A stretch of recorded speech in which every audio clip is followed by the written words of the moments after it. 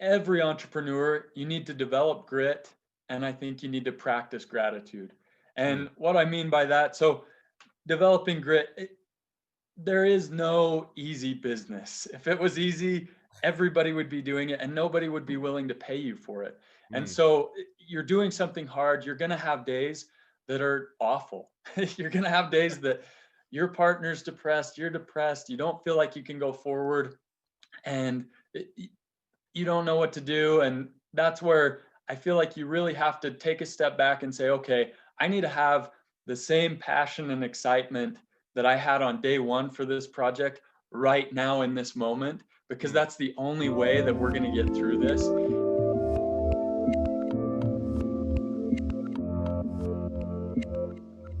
Hey everyone, this is Devin Miller here with another episode of the Inventive Journey. I'm your host, Devin Miller, the serial entrepreneur that has built several startups into 7 and 8 figure companies, as well as the founder and CEO of Miller IP Law, where we help startups and small businesses with their patents and trademarks. If you ever need help yourself, feel free to go to strategymeeting.com. And now we have another great guest on the episode. Name is Manti Gleason. And Manti, just as a way of a quick introduction, started his business, I think, in around 2015. And it started as, I think, or out of the senior project at BYU. So go Cougars. So my alma mater as well. So it's always fun to talk to a fellow BYU grad. And was doing that. As it was started, I think, as drones, and was looking at some battery technologies to how to make batteries work better, charge faster, be basically more efficient and better batteries. And out of that, needing it for drones kind of evolved into what you guys do today, which I think still includes drones, but kind of Mhm. is continuing to expand your services and how the batteries or what features they have, and all of that good stuff. So with that much of an introduction, welcome onto the podcast, Manti. Great. Thanks so much, Devin. Great to be on with you. So I did kind of a very quick and brief summary or overview of how you kind of got into where you're at today. But now take us back in time a little bit. Let's hear you kind of were doing doing your senior projects at BYU, and how did you get into what you're doing? Yeah. So I've always wanted to be an entrepreneur. All of the people that I've looked up to throughout my life, all my mentors, they've all been entrepreneurs and um, influenced me a lot. I've started a few different little businesses just as I was growing up. I've Hmm. always kind of been self-employed, just doing little odd things here and there, whether it was selling hay or teaching horse lessons, I landscaping stuff. I've done a So bunch of I different gotta things there. jumping in. I know I just interrupted, but selling hay is an interesting one. So did you haul hay, or did you guys live on a farm, or did you just go randomly buy hay and resell it? So I we have horses, and so I got into it just out of necessity. We were buying a lot of hay for our horses, and I realized this is kind of a pain for a lot of people in the Salt Lake Valley who don't live in a rural area to get access to hay for their animals. And so Hmm. just I had just barely got my driver's license, and so I recruited my two younger brothers and said, "Hey, I'll buy you a hamburger if you come up to Cache Valley with me. We'll buy a trailer load of hay, take it down, we'll store it in our barn until wintertime, and then we'll jack up the price and we'll sell it for 4 times as much as we paid for it, and we should make a good amount of money." And Hmm. it started out just like that, and it ended up growing into a lot more. And that's actually how I kind of built my savings early on for some of my other projects. So it was a fun little side hustle. I enjoyed it. I don't miss bucking all the hay though. It was a lot Hey, of I work. grew. Kindred spirit. I didn't get paid. I just got to go and help out the family at haul hay. So my grandpa was a farmer and he had cows and everything. So when the season came around, we would get the hay cut. We'd all throw it up on the trailer, and we'd all pitch in. So certainly understand that's the cool. Hence why it caught my attention. So always grew up and it's fun to always hear. I always had the aspirations. I hope my kids, and I always loved start small businesses, but my kids grow up looking for opportunities to work and to expand skills and figure that out and always do that. So I think that's cool that you grew up in that kind of environment as well. So now back to, so always an entrepreneur growing up, always had that bent, and always, did the different companies as you're doing it. Now you're at the senior project and kind of having that same thing. So how did your senior project kind of or take that same evolution? Yeah, so while I was at BYU, I knew I wanted to study business, and I was really interested in entrepreneurship just because of a lot of the classes. BYU had a great program. I think they were ranked number 2 in the country at the time while I Mm, was there. So they offered amazing curriculum, really awesome professors. I had some great mentors down there. And while I was there early on, they kind of push you towards developing a business. And so I mm, started working with my friends on a few different side projects. Some of those took off for my friends, some didn't. And then as we started going into this, drones started becoming more and more popular. This was, mm, like I said, early, probably, yeah, 2013, 2014, 2015, that whole time period. So DJI drones, the little phantoms, they were taking off. And mm, my dad and I, my dad is a software developer and does a lot of IT stuff as well. And so he and I were talking, and we thought it would be super cool if we wrote some software for one of these little drones to follow my little brother while he was on the football field. So we didn't have to film his football games. We could just have the drone follow him. And mm, so we started working on that. And I figured, hey, maybe this could turn into my senior project. We'll do the software, spin it out. It could be a really cool thing. Then we realized we couldn't keep the drones in the air, and mm, you had to buy a bunch of batteries to keep them in the air, a bunch of chargers. They were really slow. It was hard to manage all the batteries. And so we started looking for different options for doing that. And then slowly, as we started reading up and doing a bunch of research, we just started pulling this idea here, and putting it together until eventually we had a pretty cool system that did everything that your manual would tell you to do as far as taking care of the batteries and what you mm, can do to charge the fastest. And then we started doing research on top of that.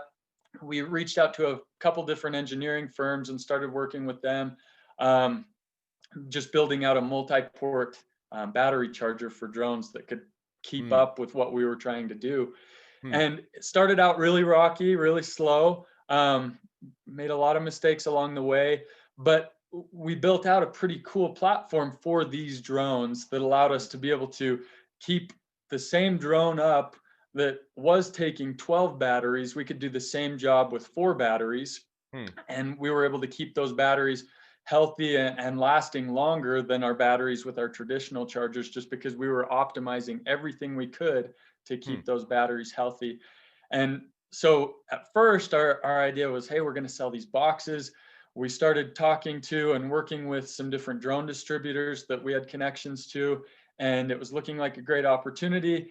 And one thing led to another, and we kind of got sucked into feature creep, which I'll talk about a little bit more later. But mm, we got sucked into that, and that held us back from really selling the product at the time. And but it also helped us expand our vision a little bit more beyond just a charging box. And we realized that there was really an opportunity here, not just for battery charging, but for battery care as a whole, mm, where we could kind of look at it and say, okay, these batteries right now, this may not be a big deal for a hobbyist that's flying a drone, or for somebody who just has a drill that they're trying to put a few screws in while they're doing a building project. But we could really see that this battery revolution was on the verge of taking off. And that's kind of where we're at today, where we're seeing this battery revolution where drones and delivery robots and warehouse robotics,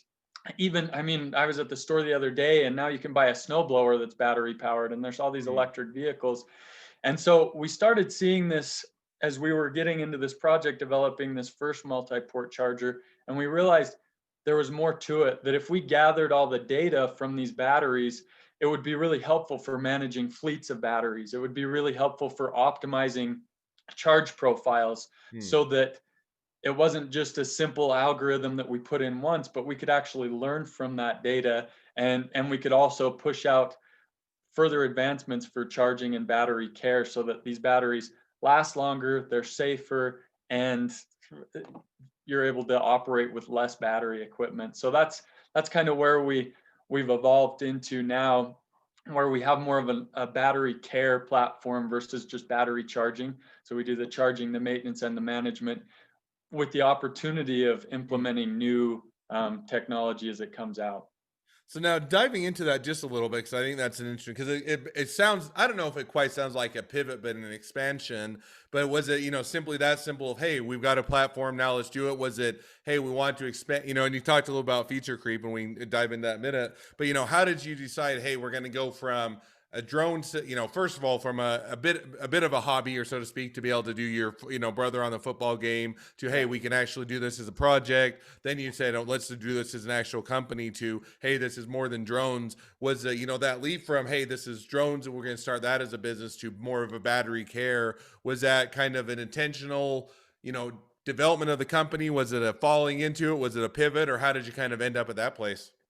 Yeah, great question. So it was definitely something where we developed that multi-port charger, and when we realized, hey, we could keep this drone in the air with a third of the batteries that it requires otherwise, which a little drone that may not matter, but we're not talking double A batteries. If you Mm, start looking at some of these batteries that are $1,000 a piece, and the drone needs 2 or 4 or 6 batteries, it starts mm, to add up. And so when we realized, hey, we can do this, and we started looking at what we were doing to be able to keep those drones in the air, we were collecting a lot of data from the batteries. We were optimizing the temperature during the charge process. Um, we were optimizing the flow of the current. So rather than just pushing a flat amount, we were matching it for certain times during the mm. charge, making these adjustments. And we realized that data could be just as valuable as a whole, uh, rather than just in the charging situation. And so that it kind of, we were kind of pushed that direction naturally, just as we Mm. started looking at the assets that we were gathering through this process for our first little multi-port charger that we developed. No, I think that's awesome, and it makes it.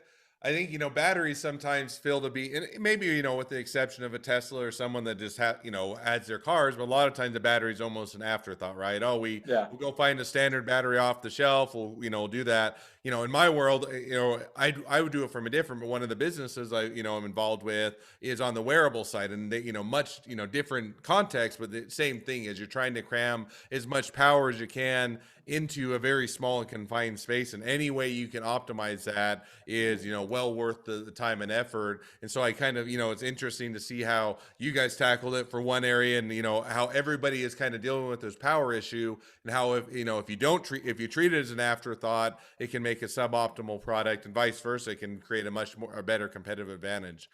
So now, as you're growing, you kind of figured out, you got initially the drone system. You're now kind of looking to expand into other areas. Where do you see kind of the next 6 months to a year? Kind of where did this continue to evolve for you guys? Yeah, so it's definitely had its bumps in the road, as with anybody else with COVID. It's kind of Mm, thrown, like our supply chain, for example, that's been just so much fun trying to go back and forth with different suppliers now amidst COVID. But it's also opened up some opportunities just to look at different areas that we can approach. Like there's definitely a lot of opportunities in academia and within military opportunities that we're pursuing right now. We've made some great partnerships. We just partnered with Utah State recently, and we're mm, helping them with one of their big drone systems that they have. Just be able to build a battery care system so that they can keep track of their batteries more effectively and keep those drones in the air, and they can use their equipment for what they're really good at. So they're designing some amazing cameras and software and different things for drone mm, agriculture type stuff. And so for us to kind of be able to come in and complement what they're doing to help them do what they do best, by us coming in and doing what we do best with the battery care, that's been an area that we're really excited about. And we hope to do the same with other areas. mm. COVID's kind of put drone delivery and robotic delivery on the forefront of everybody's mind. It's kind of accelerated things, which we're excited about. We feel like there's some real opportunities there long term. We'll see how long that term is, but um, we feel like if we could help cut down the number of batteries needed by 60%, that could be pretty significant for these drone fleets or for these robotic fleets.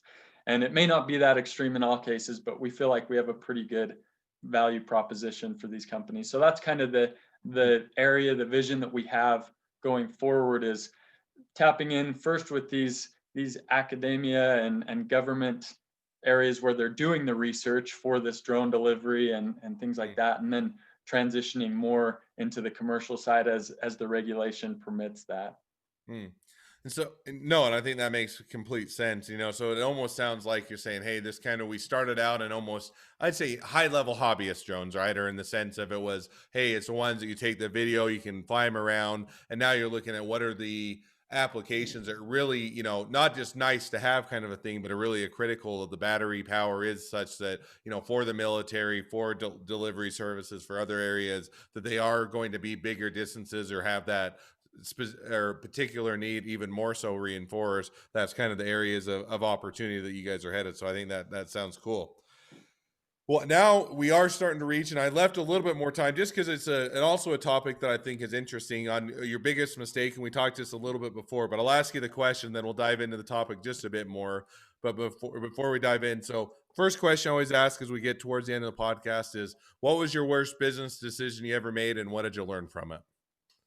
So like I said, I kind of hinted at this earlier, but feature creep, and this is something I know all of my mentors and friends and the engineers we've worked with and different partners and employees that they're going to cringe because I told you so. And it's something that I knew, that we all knew, but it really is a trap that even though I knew it, it's so easy to get sucked into it, especially as an entrepreneur when you're getting ready to launch a product and you feel like, hey, we have one shot at this and we've got to make sure that the product we launch is the biggest, baddest, best solution out there so that we don't get trampled by the competition. And that that fear of getting crushed by the competition, it forces you into this cycle of, well, if we just did this, we would be that much better. If we just did this, we would be that much better. And we totally got sucked into that. And that killed us. That, I mean, here we are 5 years later, and our product is amazing. I feel like we've developed it out a lot more than from just the little multi-port charging box that we had. But we missed out on a lot of revenue, a lot of opportunity that we could have been taking advantage of, that would have helped us to grow our team faster, that would have helped us get in front of more people. And it was just a big mistake that we should have avoided. And looking back, that's a big regret and a big warning that I would give to any entrepreneurs out there is just don't let fear paralyze you to the point that you don't launch when you have that minimum viable product. And so looking back, I think the way to avoid that is having a scope for your project, which we did, but really sticking to that scope and saying, okay, this is the scope for this product for the first launch, and Mhm. then we'll set a scope for the next one that's going to have these additional features. So that's something that going forward, we've definitely implemented that into our business model. No, and I think, and where I've ran into it, and kind of almost, I think it happens across a lot of different industries.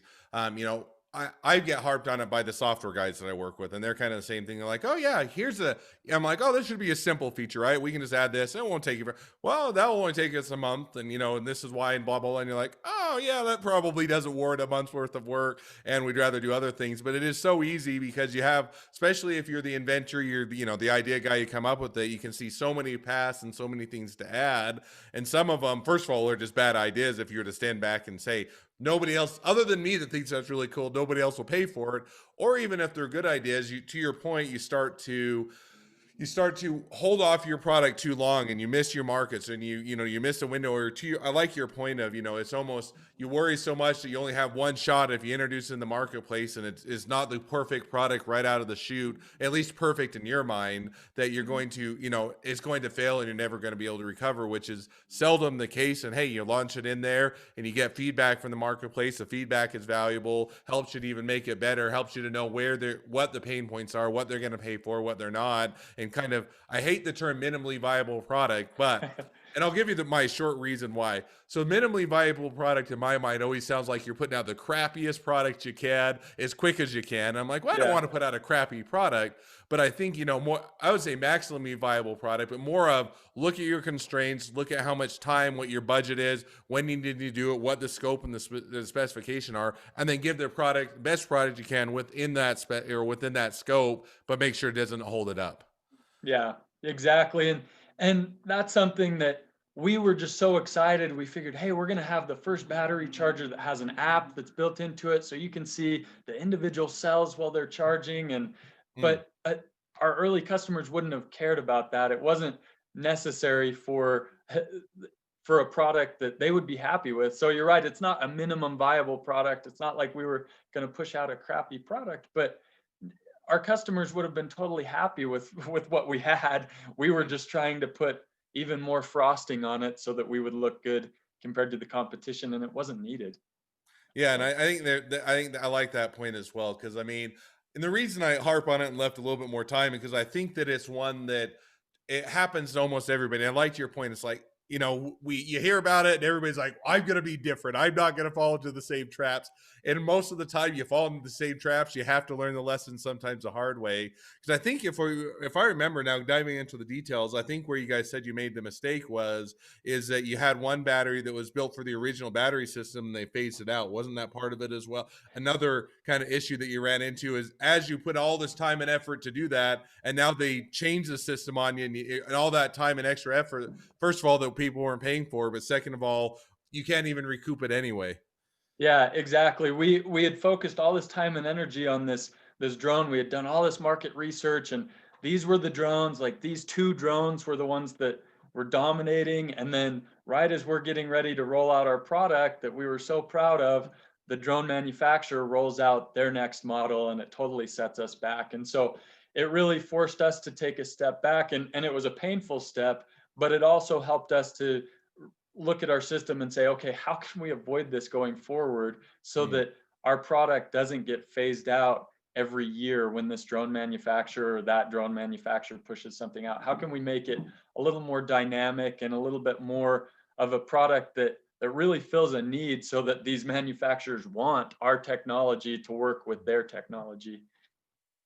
No, I think that there's a lot of wisdom in that in the sense, what's always the hardest is anytime your product is dependent on somebody, and everybody's to some degree is, but some certainly more so than others, you always have that kind of interdependency. And the more robust you can make it, that you're not either emboldened to just one individual or one provider, and or that you can much more flexibly adapt your product, I think gives you the strength that you're talking about. Because I always even look at, sometimes when you do like apps and that, and going almost back to the phone, apps on the phone, and then Apple or Android or anybody comes out, makes the updates, and now your app is no longer relevant. And you have to put in all that time, money, and effort again to update it or to revise it or to do a new one. It can be that Mhm. kind of that never ending cycle. So I think, certainly like the wisdom of sharing that, make it take the pivot introspectively look at it and say, how can we make this so we don't get in that same trap again?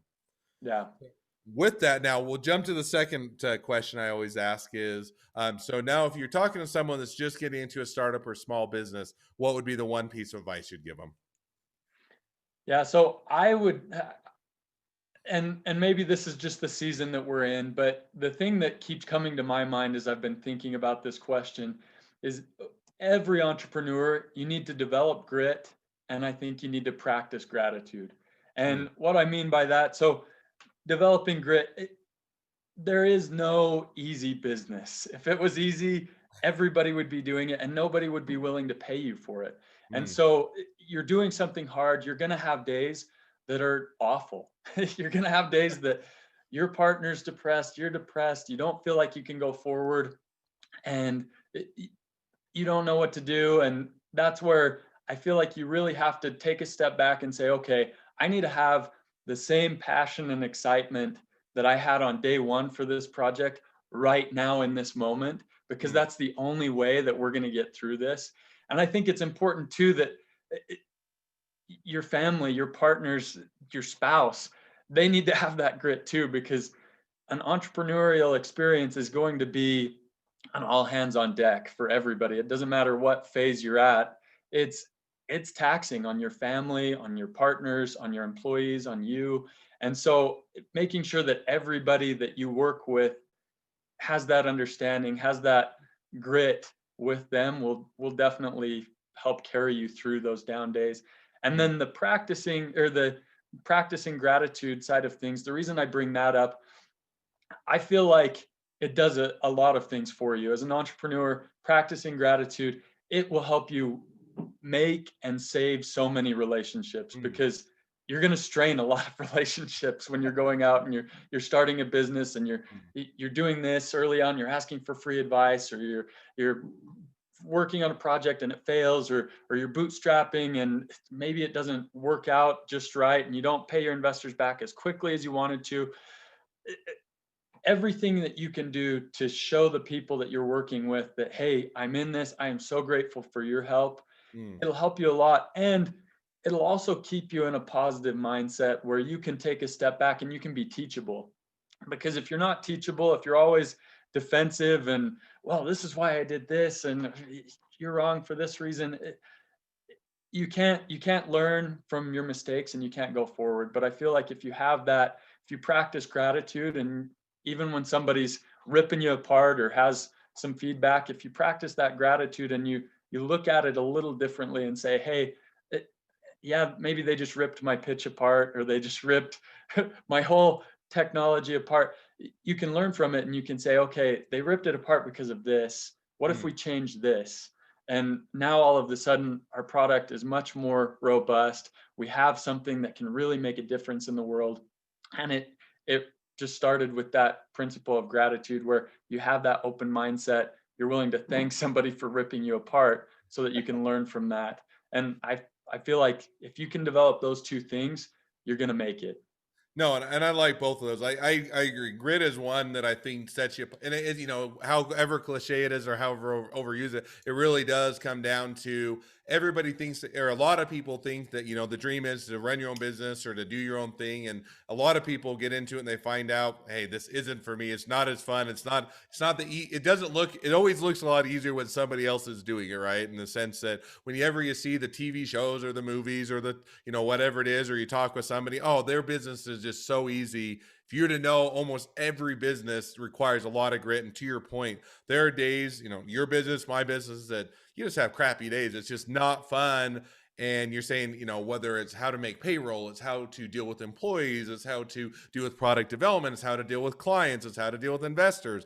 Not all of that goes right all the time. And so if you don't have that grit, you're just not going to have it. And I like the gratitude. You know, one of the things that I think, even if being grateful or showing great gratitude, even if you disagree with someone, is something that I think is worthwhile. And, you know, that when I, in the IP firm, we work with a lot of clients, and, you know, some clients are awesome to work with and others are less than fun to work with. I'm not going to name which one it is, but, you know, some of them are just, they take a lot of work. And so, you know, and sometimes you just get frustrated with them, or and then they come and yell at you, even though you've written off time, you've done a whole bunch of work, because their expectations. But just showing that extra level of gratitude, putting your the client first, saying, hey, I'm grateful for your business, this is what we're doing, and those type, I think it goes, to your point, a long way for those that are along with you, supporting you, whether it's a client, whether it's an investor, whether it's employees or anybody else, to show that gratitude as opposed to taking the defense. So I like both of those. I think they're great, both great points to hit on. Well, as we wrap up, if people want to find out more about your business, they want to reach out to you, they want to be a customer, they want to be a client, they want to be an investor, they want to be an employee, they want to be your next best friend, any or all of the above, what's the best way to reach out to you? Yeah, so they can reach out to us on our website. We have a contact page, architectcharge.com, or they can reach us directly. My email is manti@architectcharge.com. I'd love to answer any questions or talk to anybody that needs needs an ear. All right. Well, I appreciate coming on. I certainly encourage everybody to check out the website. Reach out to Manti if you ever have anything that he can help you out with. Now, if you're a listener, make sure if you have your own journey to tell, we'd love to have you on. So go to inventivejourneyguest.com. Apply to be on the podcast. We'd love to share your journey. If you're a listener, make sure to click subscribe so you get notifications as all our new awesome episodes come out. And last but not least, if you ever need any help with patents or trademarks, we're always here to help. Just go to strategymeeting.com and grab some time, and we'll always happy to chat with you. Well, thank you again, Manti. Fun to have you on. Been a pleasure, and wish the next leg of your journey even better than the last. Thank you. You too. Have a great one, Devin.